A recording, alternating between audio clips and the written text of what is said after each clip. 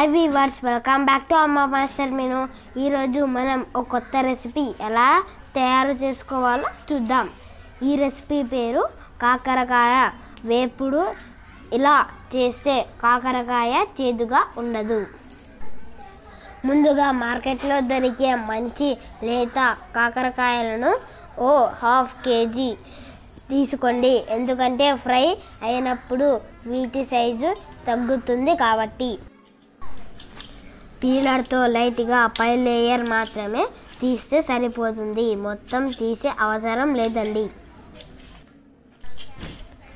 వీటిని బాగా కడిగి చిన్న చిన్న ముక్కలుగా ఒకే సైజు వచ్చేలా కట్ చేసుకోవాలి. అలాగే గింజలు కూడా తీసుకోవాలి. గింజలు తీయకపోయినా పర్వాలేదండి. గింజలు ఫ్రై అయితే కూడా చేదుగా ఉండదు. ఇలా చిన్న చిన్న ముక్కలుగా కట్ చేసుకున్న తర్వాత ఇప్పుడు వీటిని ఎలా ఫ్రై చేసుకోవాలో చూద్దాం.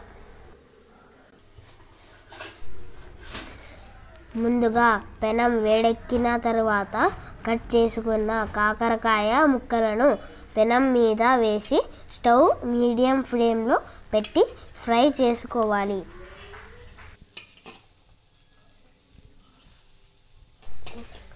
ఫ్రై చేసేటప్పుడు వీటిని బాగా కలుపుతూనే ఉండాలండి. ఈ రెసిపీ అంటే ఎంతమందికి ఇష్టమో కామెంట్ బాక్స్లో తెలియజేయండి. కాకరకాయ చేదుగా ఉంటుందని చాలామంది తినరండి, అవాయిడ్ చేస్తుంటారు. అలాంటి వారు ఇలా ఫ్రై చేయడం వల్ల ఎటువంటి చేదు ఉండదు. ఇలా కాస్త ఫ్రై అయిన వీటిని ఒక సపరేట్ ప్లేట్లో తీసుకొని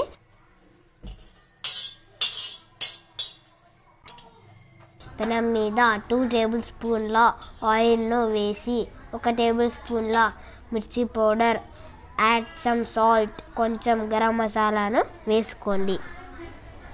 కాస్త ఫ్రై అయిన కాకరకాయ వేపుడును ఇందులో వేసి మసాలా వీటికి బాగా తగలాలండి. అప్పుడే టేస్ట్ బాగా వస్తుంది. చివరగా కాస్త ఫ్రై చేసి ప్లేట్లో తీసుకోవాలి. ఇలా చాలా సింపుల్గా కాకరకాయ వేపుడును తయారు చేసుకోవచ్చు. ఇలాంటివి ఈవినింగ్ స్నాక్స్లో చాలా బాగా ఉంటుంది. బయట దొరికే ఫాస్ట్ ఫుడ్ కన్నా ఇలాంటివి ఇంట్లోనే తయారు చేసుకుంటే మనం ఆరోగ్యాలను కాపాడుకోవచ్చు.